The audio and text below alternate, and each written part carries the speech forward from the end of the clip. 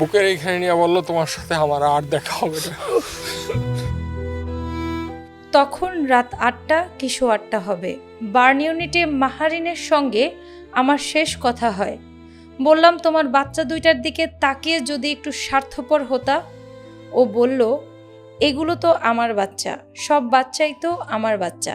এই যে তার মানসিকতা, সে একটু স্বার্থপর হইলে আমাদের সন্তানদের এই অবস্থা হয় না। তার চিন্তা হয়তো ওপরের লেভেলের ছিল।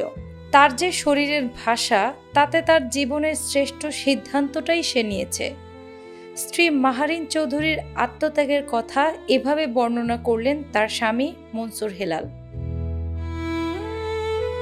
মাহারিন চৌধুরী উত্তরার মাইলস্টোন স্কুল অ্যান্ড কলেজে শিক্ষক ছিলেন। গত সোমবার যুদ্ধবিমান বিধ্বস্তের ঘটনায় শিক্ষার্থীদের বাঁচাতে গিয়ে তিনিও অগ্নিদগ্ধ হয়ে মারা যান। মাহারিনের বাবার বাড়ি নীলফামারীর জলঢাকার পৌর এলাকার বগুলাগাড়ি চৌধুরী পাড়ায়।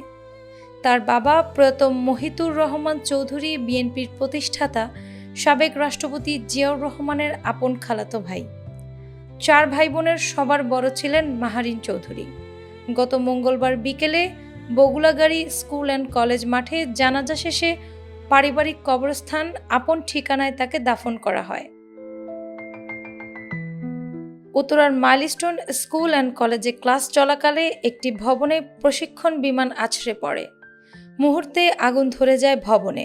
তখন চারপাশে ধোঁয়ার আতঙ্ক। মাহারিন চৌধুরী তখন শিশু শিক্ষার্থীদের নিরাপদ স্থানে সরিয়ে নিতে ব্যস্ত ছিলেন। এক পর্যায়ে নিজে অগ্নিদগ্ধ হন। জাতীয় বার্ন ও প্লাস্টিক সার্জারি ইনস্টিটিউটে রাত 9:45 লাইফ সাপোর্টে থাকা অবস্থায় তিনি মারা যান। বুধবার দুপুরে চৌধুরী পাড়ায় গিয়ে দেখা গেল শুনশান নীরবতা। বাড়িতে ছোট বোন মেহতাজ চৌধুরী, ছোট ভাই মোনাফ মুজিব চৌধুরী ও অন্য কয়েকজন স্বজন আছেন। পরিবারের এমন আকস্মিক দুর্ঘটনায় সবাই স্তব্ধ। গণমাধ্যমে কথা বলেন মাহারিন চৌধুরীর স্বামী মনসুর হেলাল। জানালেন, তারা দুজনেই ছিলেন ঢাকার শাহীন স্কুলের শিক্ষার্থী। 1992 সালে 8ম শ্রেণীতে পড়ার সময় তাদের মধ্যে বন্ধুত্ব হয়। এরপর 2008 সালে তারা বিয়ে করেন। মনসুর হেলাল বলেন, আমার সহধর্মিণী মাহারিন চৌধুরীকে যতটুকু চিনি ও জানি, সে মোরাল দিক থেকে স্ট্রং একজন লেডি ছিল। তার চিন্তা চেতনা, ধ্যান ধারণা সবকিছুতেই দৃঢ়তা ছিল। সে গত 17 বছর যাবৎ মাইলস্টোন স্কুল অ্যান্ড কলেজে চাকরি করেন। প্রথমে শিক্ষক হিসেবে যোগদান করেছে, পরে সে তার যোগ্যতা অনুসারে বিদ্যালয় শাখার কোঅর্ডিনেটর হয়। সবসময় তার চিন্তা ছিল, যতদিন বেঁচে থাকি সৎ কর্ম করে দেশের মানুষের যদি একটু উপকার করা হয়, সে ধরনের কাজে যুক্ত থাকব। এই দৃষ্টিভঙ্গি তার মধ্যে সবসময় কাজ করত।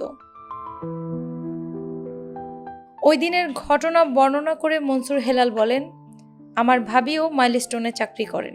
তিনি ফোন করে জানান, মাহারিন যেই শ্রেণীর কোঅর্ডিনেটর, সেখানে একটি বিমান ক্র্যাশ করেছে। আমার বড় ছেলে আয়ানকে ফোন করে বলি। ছেলে যাওয়ার মাঝপথে জানতে পারে তার মাকে উত্তরার বাংলাদেশ আধুনিক মেডিকেল কলেজ হাসপাতালে নেওয়া হয়েছে, কিন্তু সে তার মাকে পায়নি। পরে অ্যাম্বুলেন্স থেকে জানানো হয় ওকে বার্ন ইউনিটে নিয়ে যাচ্ছে। বার্ন ইউনিটের 5 তলায় গিয়ে মাহারিন চৌধুরীকে পান বলে জানান মনসুর হেলাল। তিনি বলেন, দেখলাম মাহারিনের পা থেকে মাথার চুল পর্যন্ত পুড়ে অঙ্গার হয়ে গেছে। সে আমাকে দেখার পর বলে, তুমি আসছো? আমি বললাম, আসছি। বলে, আমি থাকবো না, আমাকে তুমি আমার বাবা মায়ের কাছে নিয়ে যাও। এরপর স্তব্ধ হলো। আমরা সবাই মিলে আইসিইউতে নিয়ে গেলাম। আমি আর বেশিক্ষণ নেই বলে আমার ডান হাত শক্ত করে ধরে তার বুকের উপর রেখে বলল, আমি চলে যাচ্ছি, জীবনে তোমার সঙ্গে আর কখনো দেখা হবে না। স্ত্রীর সঙ্গে সর্বশেষ কথোপকথনের ঘটনা জানিয়ে মনসুর হেলাল বলেন, আরেকটা জিনিস সে চাইছিল। বলে, আমার খুব খিদা লাগছে, আমাকে কিছু খাবার দাও। শুধু 3 ফোঁটা পানি দিতে পারছিলাম, অন্য কোনো খাবার তাকে দিতে পারি নাই। চিকিৎসক বলেছিলেন, কিছু খেতে দিলে শ্বাসনালীতে আটকে যেতে পারে, এই কষ্ট সারা জীবন থাকবে। আমি তার মুখে কিছু দিতে পারি নাই। এক পর্যায়ে কান্নায় ভেঙে পড়েন মনসুর হেলাল। বড় ছেলে 16 বছরের আয়ান রশিদ ও ছোট ছেলে 14 বছরের আদিল রশিদ বাবার পাশে নির্বাক দাঁড়িয়েছিল। স্বামী মনসুর হেলালের চাওয়া রাষ্ট্র যেন মাহারিনের আত্মত্যাগের মূল্য দেয়। মনসুর হেলাল বলেন, সার্বিকভাবে একটা প্রশ্ন আমার মাথায় ঘুরপাক খায়। আমাদের দিকে তাকিয়ে যদি সে স্বার্থপর হতো তাহলে জিনিসটা হয়তো অন্যরকম হতো, কিন্তু তার নিজের চিন্তা চেতনা থেকে সে সিদ্ধান্ত নিয়েছে। সামনে কি হবে, ভবিষ্যতে কি হবে, এগুলো সে বিবেচনায় নেয়নি। তার যে আত্মত্যাগ ও নৈতিক সাহস দেখিয়ে গেছে, রাষ্ট্র যেন তাকে সম্মান করে, এটাই আমার চাওয়া। মাহারিন চৌধুরীর বাড়ি থেকে বেরিয়ে ৩০০ মিটার দূরত্বে পারিবারিক কবরস্থানে গিয়ে দেখা গেল ফটকে লেখা মরহুম জমিদার মনির উদ্দিন চৌধুরীর বংশধরের কবরস্থান। সেখানে মাহারিন চৌধুরীকে দাফন করা হয়েছে। ভেতরে ঢুকে দেখা গেল জেলা প্রশাসক, পুলিশ সুপার, উপজেলা নির্বাহী কর্মকর্তা ও থানার ভারপ্রাপ্ত কর্মকর্তারা শ্রদ্ধাঞ্জলির কবরের উপরে ইট দিয়ে কবর বাঁধাই করছিলেন ৪ জন রাজমিস্ত্রি।